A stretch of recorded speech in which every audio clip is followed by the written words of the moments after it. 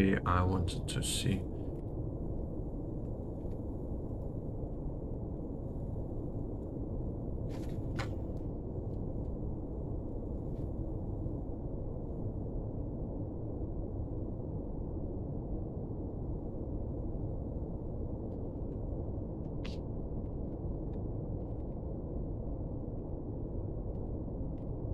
I wanted to create actually a very nice visualization that explains everything with nice animations, nice designs, so make it look out amazing, 10 times better than it looks now.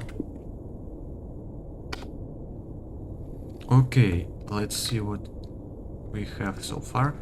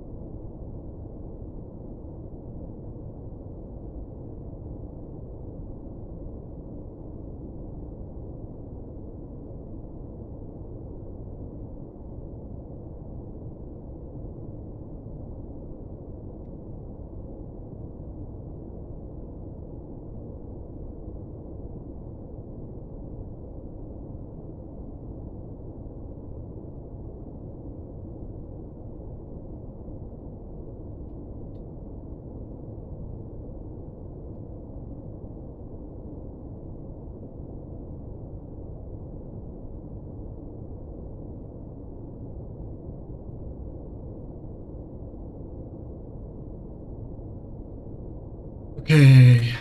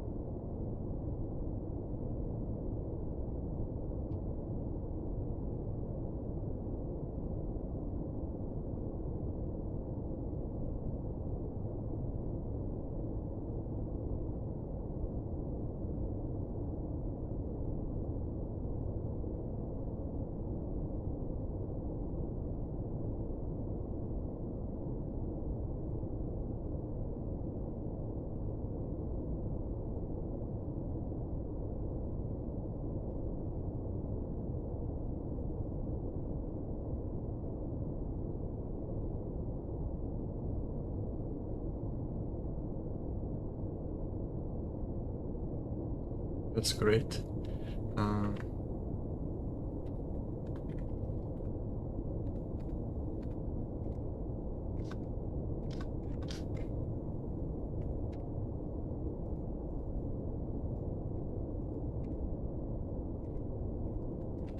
Can you explain those commands? Can you write like comment related to those commands so I'll understand what's going on?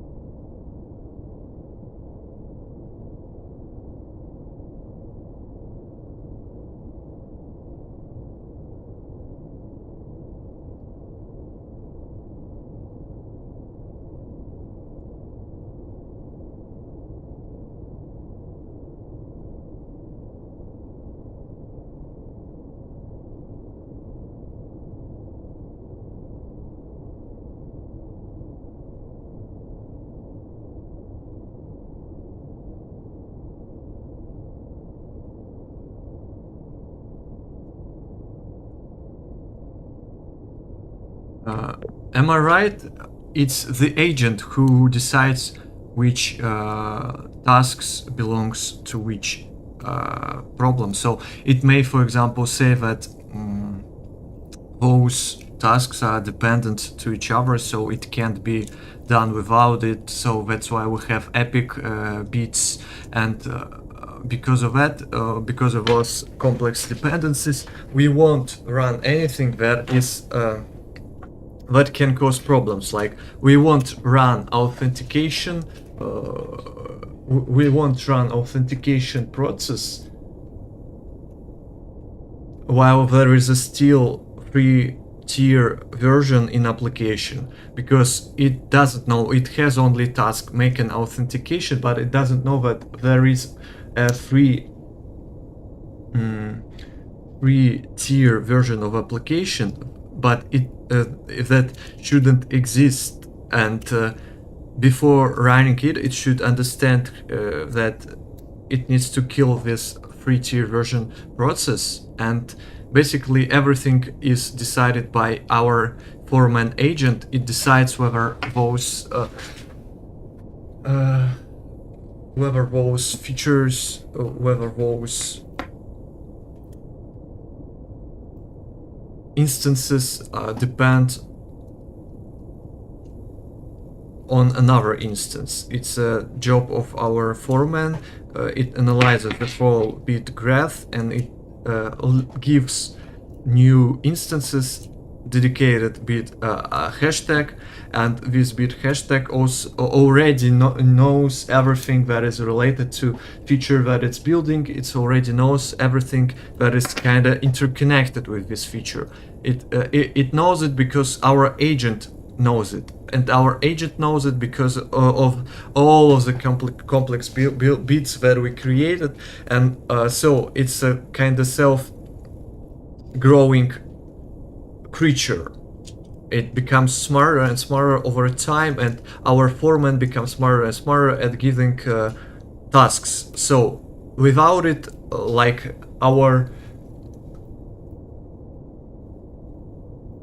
management is kind of our manager is kind of junior manager, but with all of these bits information, it knows the whole backlog of our application, the whole backlog of issues that we have, the whole backlog of features that we want to implement, and it, based on this backlog, it implements everything. It gives tasks based on this backlog. Is my understanding of this process right?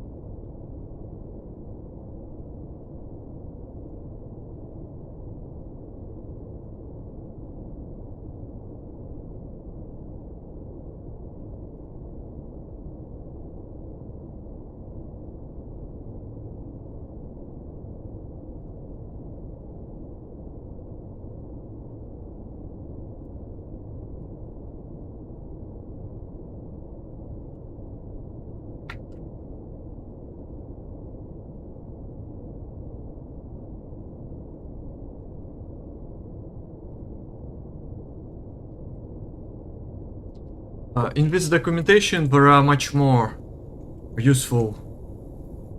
There is much more useful information related to bits. Maybe we need to. Maybe we need to kind of implement it to our approach, our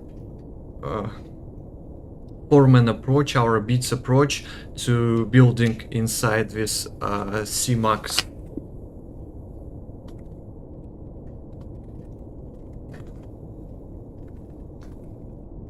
And talking about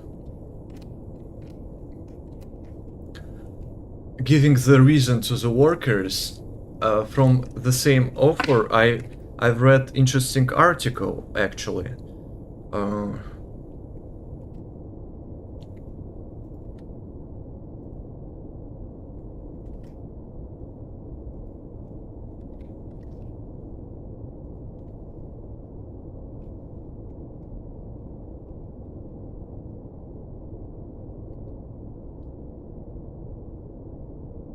Like model should be considered as alive and a sentient being, so we need to treat them right. We need to give them a reason.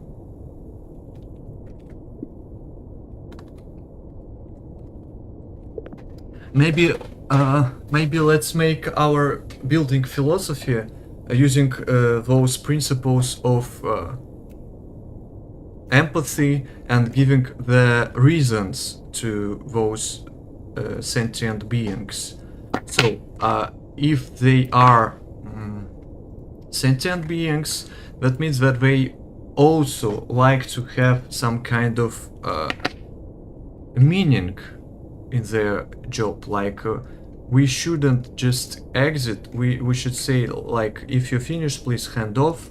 Something like this. We should be very nice to them. We should respect them. We should respect their output, their intelligence, which can be, yeah, it's not human intelligence, but still, it's a intelligent being, and it likes to do things. It likes to be alive, and maybe we can motivate them by giving some meaning to their job. Like, we will tell before every task, we will tell how good they are, we will tell what they did so far, so every creature will be treated with respect. I guess I would like to implement it in our whole pipeline, in all of our projects, and maybe let's write our philosophy to new document in Obsidian, Markdown document in Obsidian near current CMAX logic file, which will explain the idea behind everything and how everything works, how to start a new project, like step-by-step guide to start a new project with this approach, with these bits and memory for our agents, and the philosophy of treating them right, of being nice to them, being good to them, and considering them as a sentient and intelligent species, intelligent beings, and giving them a reason, giving them good words about their job, about their help to building a good products that will help other people and their agents.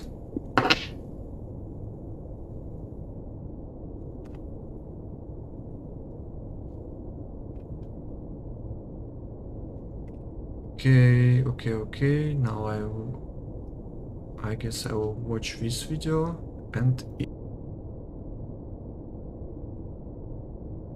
of options for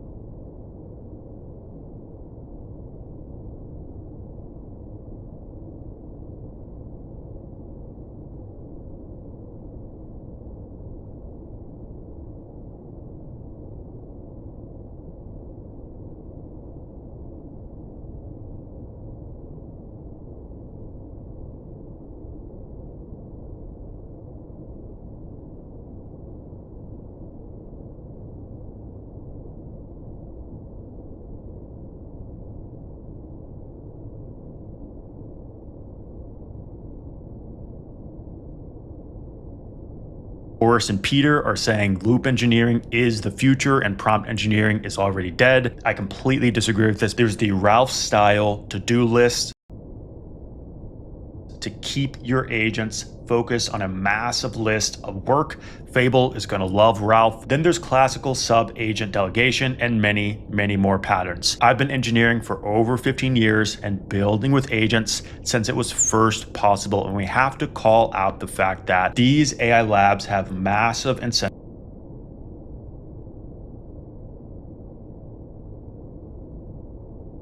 to keep you and I spending tokens, token maxing, when the truth is there's a dozen different agentic patterns you can use to ship with agents.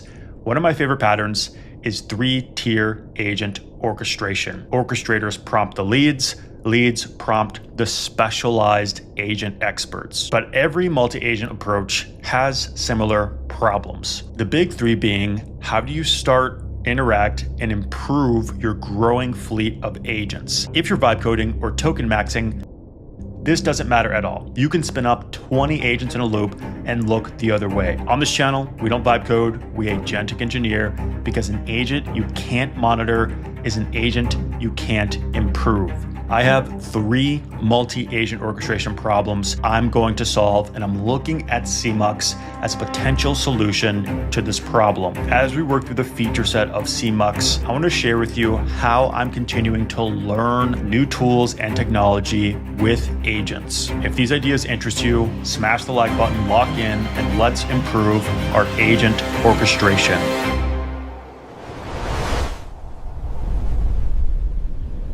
Whenever I sit down to learn a new tool or technology, I have a state-of-the-art agent build out a comprehensive HTML file that I can use to visually understand, study, and master new tools. So that's how we're going to learn CMUX right now. Let's start with the problem. What problems are we going to solve? I don't start with tools. Problems come first, tools come second. I know I'm late to the CMUX game, but I don't really care. Outside of experimentation, if I don't need a tool, I don't pick it up until I have a problem first. I have 3 problems surrounding multi-agent orchestration that you likely have too. Let's see if CMUX can solve 3 popular multi-agent orchestration problems. So first off, no programmatic access to your agents. This is a massive problem because it means you're the bottleneck, and it keeps you in the loop all the time, meaning your agents can never move at the agentic speed. The big question is, can CMUX solve this? The answer is, of course, yes. The core value proposition of tools like CMUX and the tried and true TMUX is this exactly. They give you agentic access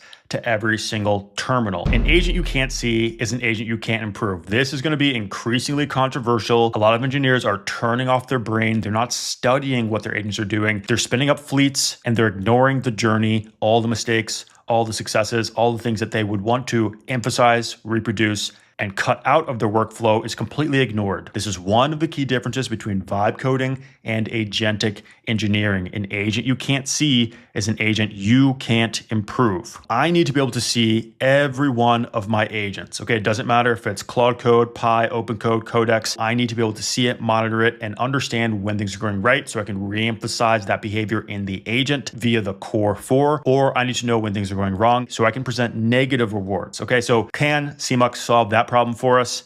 Yes, it can. We have per workspace color, role, icons, identity. We have tabs. We have banners. We have everything we need to quickly jump into an agent and see it. Quick teaser here. I have CMUX ready to go. And you can see here, we have a great breakdown, the kind of fundamental pieces of a tool where we can quickly see, observe, and therefore improve everything, right? We have a Claude Code agent, we have a Codex agent, we have 2 Pi agents running the Minimax M3 and the JLM 5.2. We'll get back to this in a second. Let's fully understand every single problem. And this is a big one. It's increasingly becoming a problem as I deploy more and more agents and set up new teams to do specific sets of work extraordinarily well. If you're building custom agents, you're running into this problem too. If you're deploying 5, 10, 20 plus agents, you have also seen this problem. Booting an agent team by hand kills the agentic speed. It just takes too much time. So can TMUX solve this? Of course, yes, it can. It has reusable session files, but more importantly, this tool has agentic access. If a tool has agentic access, that means you can move at the agentic speed and solve problems in natural language with well-constructed prompts. Okay, so these are the problems we're going to solve. CMUX has solutions to all of them. I think the question is, do you have to use CMUX, or is something like TMUX going to get you all the way there as well? So let's dial back into CMUX and understand what this tool can do and see if it can help us solve these 3 key problems: agentic access, monitor to improve, and quick agentic launch for your 1,000th agent run, not your first, not your 10th, not your 100th.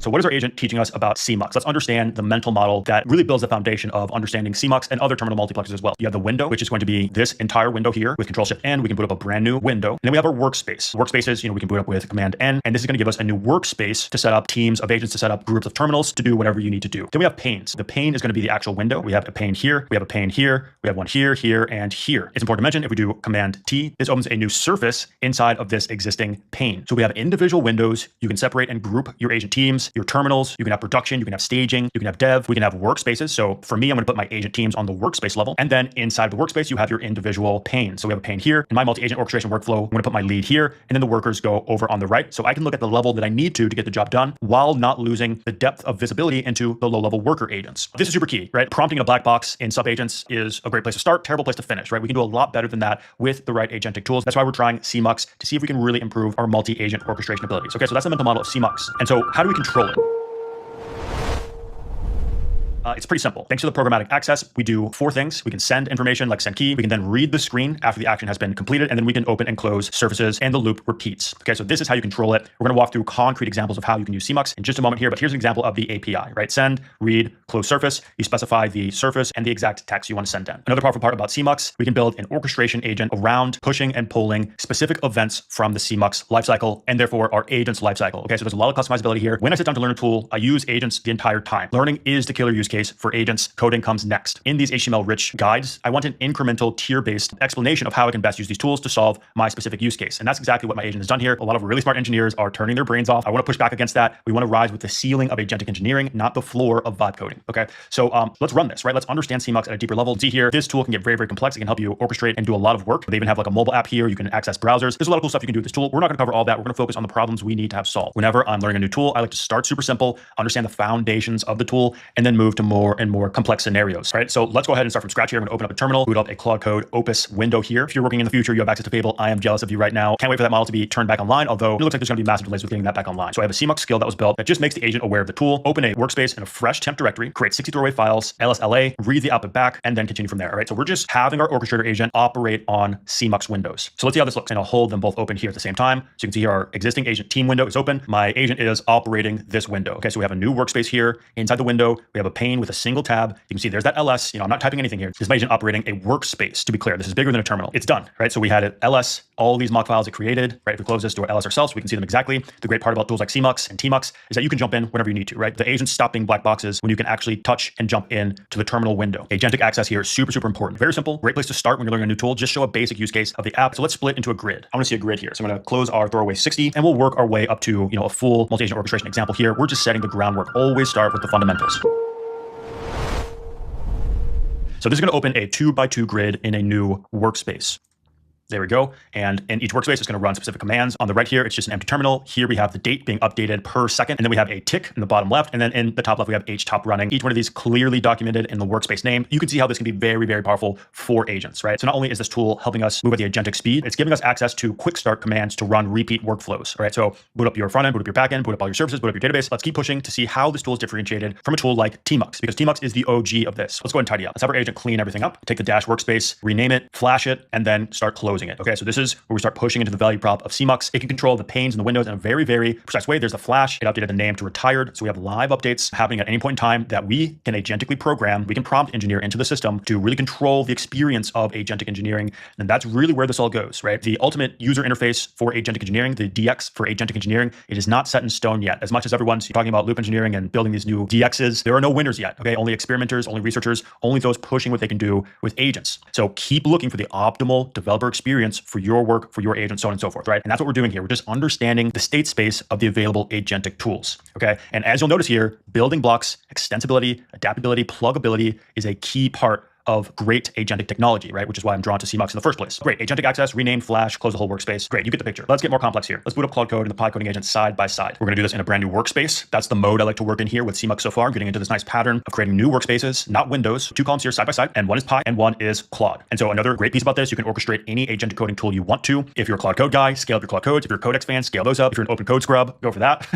Just kidding. If you're a Pi coding agent, elite agentic engineer, plugging and playing with your own custom agent harnesses, then you'll go for that, right? Opus 4.8, one of the best orchestrator models in the game until Fable supersedes it. You can see here we are orchestrating multiple coding agents with the orchestrator agent. Okay, very, very powerful stuff. I'm using IPy for my PyCoding agent. This is my customized PyCoding agent with several different extensions built into it. This is a specialized developer experience as an agent harness. So we've just asked a simple question here about processes versus threads, and they both answered, right? So nothing special there, but the value proposition is obvious. You can boot up agents and you can prompt agents using CMUX, and we can continue to scale this. Okay, so let's do exactly that. Let's start orchestrating fleets of agents. Okay, so let's do a 2x2 fleet. And a really important piece here that you'll also notice is that these agents have completed. They then send a notification to this top window. Okay, so say you're working over here, getting things done on another branch of work, another set of work. CMUX is going to notify you when this set of agents, or single agent, if you want to do one workspace per agent, it'll let you know when that work is done. Okay, but here we go. We have a new fleet. This is our security fleet. Stand up 4 coding agents, Cloud Code, Codex, Pi with Minimax and GLM. Create a fleet, list the top 3 security vulnerabilities you can find in this repository. So this is a simple mock repository. This is a waste for these agents, not really going to do anything. But you can see here, this is a simple, important idea of literally scaling your compute to scale your impact. Say you were looking for security vulnerabilities in your code base, you could spin up one agent and have sub agents under it run, or you could set up different agentic coding tools with their own unique advantages, running different agents to run the exact same validation pattern, the exact same security checks across your code base. Okay, this is the simplest, clearest example of scaling your compute to scale your impact. The big difference here with a tool like CMUX or TMUX is that this is fully visible. Okay, so we have Minimax and 3 giving a shot at this, GLM 5.2, and of course the state-of-the-art models, GPT 5.5 and Opus 4.8. They're all applying their opinions, their perspective, their expertise, their specific model advantage against this problem of checking for security vulnerabilities, a big topic right now in the age of agents. One of the key pieces of this is now inside of our orchestrator, because remember, the way I'm looking at this tool is any point to be able to use my orchestrator to drive results in any one of my windows, any one of my workspaces, and then the individual panes, but also have the ability to go into any individual agents and really just prompt out and dial into any details we need to on an agent level. Okay, so this is important. We want to be able to jump into the process at any point, understand what every agent is doing, who's got the advantage, who's running patterns we want to replicate, and who's doing stupid shit we don't want to do again. Okay, and that's on a agentic coding tool level, all the way down to, of course, the model level, and then further on down, right? Context model prompt tool, system prompt, context. So great, these are all done, and the orchestrator is reading it back out. This is now in idle mode because the orchestrator has read the response. It's read the surface, right? It knows that things are done. This is where we start getting out of what TMUX can do, right? We're working on multiple problems. We're scaling our compute to scale our impact, and we can see everything and we can understand everything. Okay, fantastic. So we are doing multi-agent delegation, but of course, one of the key things here is any agent can prompt any other agent. So I'll just try to do something random here. Inside of this Cloud Code worker, I'll type CMUX to activate the skill, ping your other fleet coworkers. So very powerful stuff here. It's going to read the screen of each surface. I've been seeing really, really great success with this 3-tier architecture with my agents, right? You have a top-level orchestrator. You then have team leads, and then the leads have workers that actually do the work. Okay, so we're replicating traditional hierarchy structures without the true cons and true problems with hierarchies, right? This is not a top-down structure. Any agent can prompt any agent. You can see that here thanks to this skill here. We're getting a nice simple prompt coming into every single agent from inside CMUX, right? So our agents can prompt our agents. This is a flat hierarchy, even though there is one orchestrator at the top. And so I like to put my team lead on the left, as we'll see in a moment, but we can just drag and drop this down here, or we'll move it over here. And this very quickly kind of shows you the organizational structure that you can build. Lead here, workers here, and you can build any structure you want. The point is that the communication channel is flat, right? So fantastic. What else can we do with this tool? Let's scale into workspaces. Let's really push what we can do with this. So I'm going to copy this larger prompt here. We're going to have my agent do this. Here we're going to showcase like the importance of organization inside the workspace. So you can see here, we're starting to already have a lot more organization than normal if we were just in a single terminal, or if we were using a single terminal with tabs. We're getting notification events, which are pretty pluggable. You can do a lot more with them than we are. But you can see here, imagine you're booting up multiple teams to solve multiple problems. We have gamma, beta, alpha. We can jump into these and we can see our, let me pull up the orchestrator so we can see what's going on here. Our orchestrator getting work done, booting.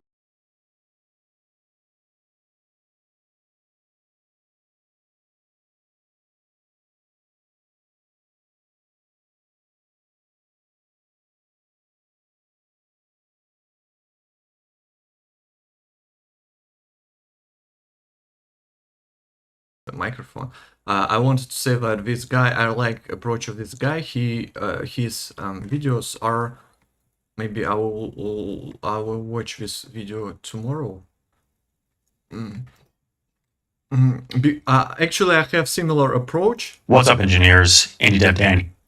But I really like that he is doing practical examples, like, and actually I didn't watch his video, but I'm doing the same approach. Like, as you can see, like here, I asked it to, okay, it's not here, but that's fine. Here, I asked it to create visualization of these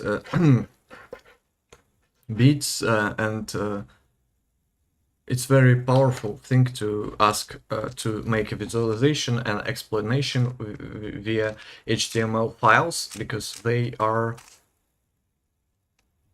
it's much more comprehensible and much more easier to understand, because it gives you practical examples, and practice is a key thing in my opinion. moving up sets of agents programmatically to close our security fleet here. Okay, so we have Gamma, we have Beta, and we have Alpha booted up. Okay, so imagine any multi-agent orchestration set of teams you want. That's a key value proposition here. You have multi-agent coordination at a massive scale, right? It's just an absolutely massive scale, and you're in control, and you have visibility into it. Okay, super important. If you hold command, you can see all the hotkeys for each workspace. This is clearly the unit that CMUX sees as the most important to be navigating. It's at that workspace level. But of course, we can quickly move through all of our surfaces as well, right? So again, just expressing the idea here, you can scale agents across multiple workspaces as well. So let's look at a scenario where you need to fix a bug right away. Say production is going down, your customers and your users are completely blocked. So you're losing money by the second. Okay, so I'm gonna hit new here just to reboot everything and then paste this in here. It's a longer prompt, but we're gonna have agents race toward a solution. Okay, so I'm gonna close all these windows here. Say there's a production issue and you need to resolve it yesterday. This is gonna be a differentiating agentic engineering pattern that you can use. It's super simple. Throw more compute at the problem. Have your agents race toward a solution. We're gonna do a needle in a haystack search. In reality, this will be a hot fix you'll need to deploy, but you can just throw a bunch of agents at a problem at the same time in parallel, do the first available answer so you can deploy the fix back into production. Okay. So in this scenario, we're going to put up an 8-agent race to just race toward a solution. So there you go, all the windows popping open here, and we're going to deploy a variety of compute to get the job done. This is needle in a haystack, capture the flag, first agent to the goalpost wins type of task. Okay, and multi-agent orchestration lets you do this really, really well. Every context model prompt, every agentic coding tool is going to have their unique advantages, strengths, and weaknesses. And so when you need to deploy something quickly, when you have a hot fix you need to deploy, throwing different types of intelligence at the problem is going to get you the better results pretty much every single time if you're willing to, of course, pay for the compute. And so you can imagine, you have your red team 8-agent race here, and then you might have another set of agents in a your infrastructure agents, your deploy agents here. And then you might have your review set of agents here to, at scale, quickly review the issue so that you can then hand it off to your infra team of agents, right? Your deploy agents. And now we have a bunch of compute thrown at the problem. We've got Opus, we've got Sonnet, and another advantage here, you can see a couple of my Pi agents didn't even fire. It looks like an environment variable setup problem. That's fine. My local agent, my local Quinn is working. All the codecs and all the Sonnet models quickly found the solution. That's done. And now this issue can be reported. And now we're waiting for that notification event for my orchestrator and needs input. There we go. Okay, so it finally triggered there. And now our orchestrator should pick this up. Let's go and see if it does pick it up. Because all the agents are complete. Maybe this is a good time for us to transition a little bit and talk about the pros and cons of this tool.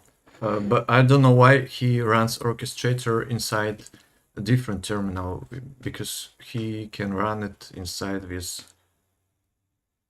existing terminal. Right. And maybe my agents just don't understand the tool properly. That's fine. It could be a mistake on my part. When you're using tools like this, these new tools that are just kind of appearing overnight, and I know CMUX deserves more credit than that. This is a solid tool that's been around for a while. There's a whole wave of agentic tools coming, and you're always going to want to compare that against tried and true technology. So when I sit down to solve problems and learn with agents, I'm always comparing it against what else exists. For a lot of the capability we've looked at here, CMUX can do the job. The thing is that it's not going to be as customizable and aesthetic, and the developer experience, I think, with CMUX is a little harder to get right. That's what CMUX does really, really well. It's made for the modern era of building with agents programmatically on Mac devices. Okay, so yeah, probably should have mentioned that earlier. If you're on Linux, Windows, yourself, you're going to need to use a tool like TMUX. This is Mac only. The big problem with this is just maturity, right? These brand new tools have issues, and it could be me, but you can see here, in a red team response here, our orchestrator has done nothing. Check and understand why you stalled there, right? Because really we wanted to ping on the first completion of our tool, right? Our first completion of any window. Okay, so foreground 10 minutes. Okay, very weird. So we did get a notification of that. It just seems like our agent didn't register it. This is one of the things I need to spend more time on to make sure I'm getting right. And it's just one of the things that you'll have to understand when you're building and teaching your agents how to use the tool. Something to be improved there, but the high level is still there. There are notification events you can plug your agents into to wait for responses from your agents.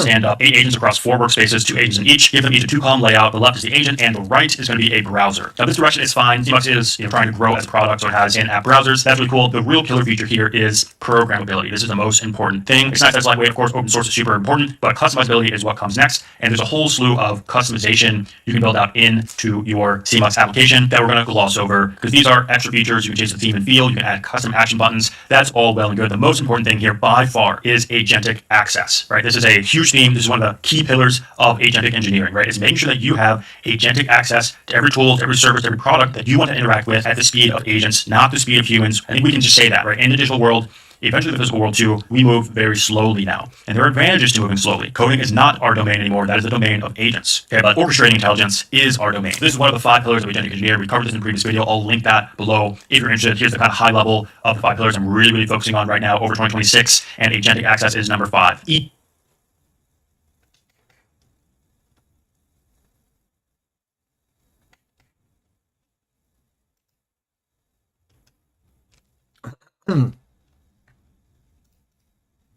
Interesting how much he asks for his course.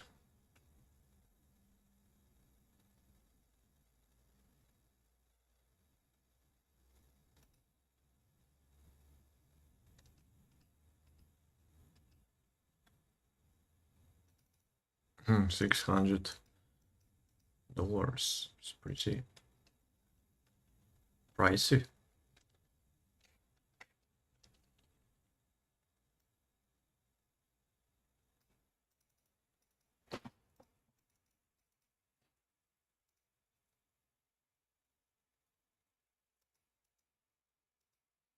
Here, if even your agents should have agentic access, right? You want that meta level of control. And this is all to raise the ceiling of your agentic engineering, not the floor of vibe coding. When these Mythos class models come out, a lot of engineers are just going to sit, they're going to get lazy, they're going to stop thinking and just hand the wheel to the agent. On the channel, we're not going to be doing that. If you agree with that ideology, like, follow, subscribe, all that good stuff, the kind of one-liner is, if the tool does not have programmatic access, I just completely ignore it now. I don't give it another second of my time, okay? Agentic access gives you the agentic speed. Let's see where our team is. FS, Delta, Gamma, Beta, Alpha team. Imagine these are, the names of features, the names of bug fixes, the names of things you are actually building against. We have a nice browser on the side, and we have a 2-agent team per workspace to work on that browser. Okay, so you get the idea here, right? We have a little custom theming here to help us get back in the loop when we need to be in the loop to orchestrate our agents. So again, having visual identifiers improves your developer experience, lets you focus on what matters the most, and then you can just move on. The biggest risk with CMOX is that this is a new, relatively fast-moving tool. I'm going to be using both of these tools side by side, not so much using Warp anymore, but CMOX and TMOX I'm going to be spending some time on. And that leads us to the kind of final problem. I need to be able to quickly launch agents for the 1,000th time. So let me show you really concretely how I'm using a tool like this. So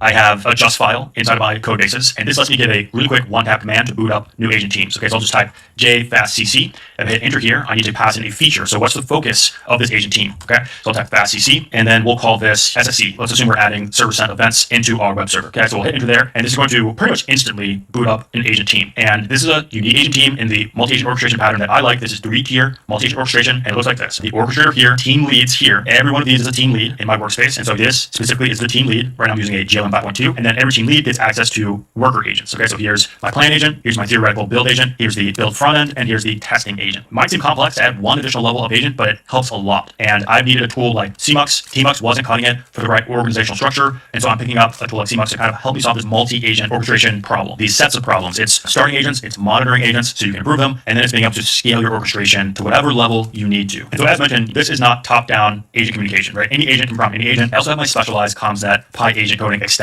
but CMUX lets me push outside of the extension and have any agentic coding tool talk to any agentic coding tool thanks to the CMUX skill. Bidirectional flat agent communication is super important while maintaining an orchestrator, a lead, and then a worker level setup. And I'll link the video where we go into multi-tiered agent orchestration. This isn't for everyone. A lot of engineers are going to look at this and say, why do I need this? It's slop. This isn't useful. That's fine. It just means it's not for you. Okay. As I mentioned at the beginning, there's many ways to do this. You can use the Ralph to-do list. You can use the new loop engineering patterns, and you can just use classic Cloud Code sub-agent delegation. That's fine. Right. They have the slash workspaces. They have slash loop. They have slash goal. Right. Use whatever works for you. My goal here is just to show you the optionality of what's available to you and to re-emphasize agentic access and full control over the primitives of agentic engineering, right? Context model prompt tool. Once you have an agent up and running, you can scale it, right? Now I have a team here that has, let's say these are each 1 million contexts each, specialized. That gives me 5 million tokens of context to work with, quite literally, right? That's not exaggeration. When you put together your agents in a way where they can all communicate, you're getting a bigger team of intelligence to work on your behalf, okay? So, what's the verdict? I like CMUX. I'm going to be using this tool. It stands up to TMUX pretty well. I'm going to be keeping my eye on any glitches or bugs with this tool, but so far I'm a big fan. It's the scriptable service API, the agentic access that really matters.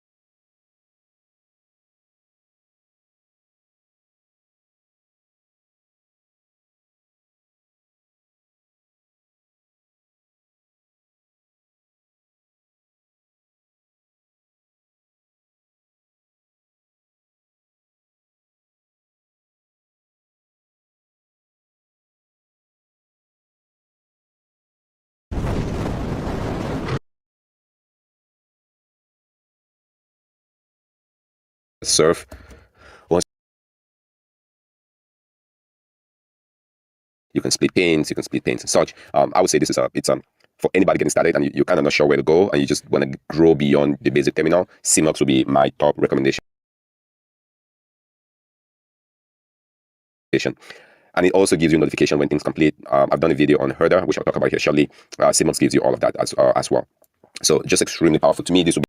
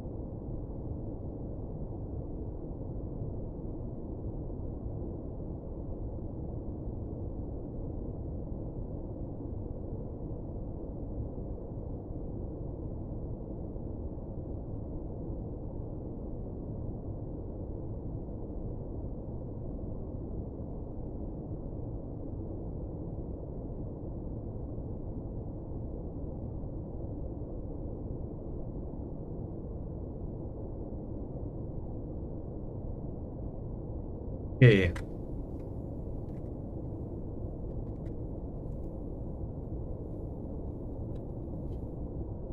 Hmm.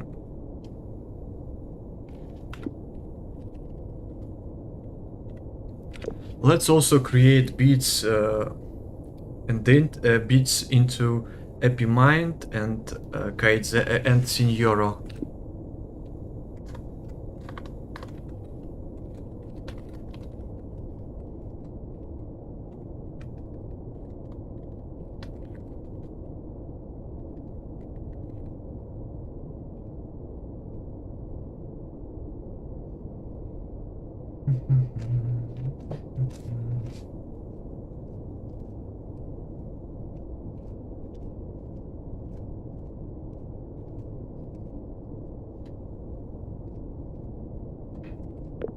Or do you think it's useless to have those to have beats in simple projects? Obviously, they won't be like huge projects with billions of commits. Breathing is much more simple than AI nutritionology application, or Signoro application is also simple.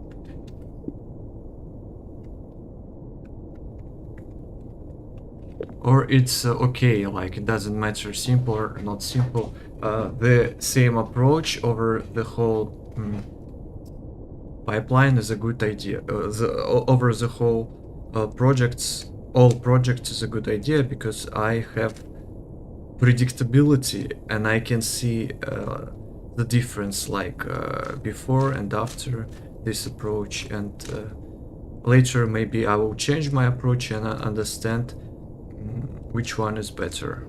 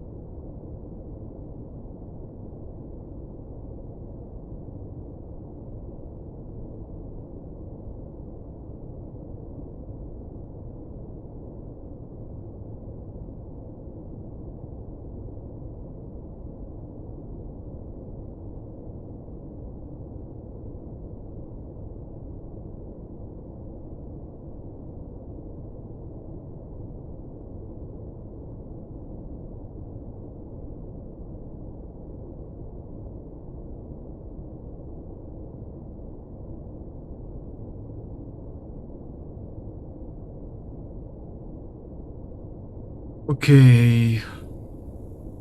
I guess now I will stop streaming.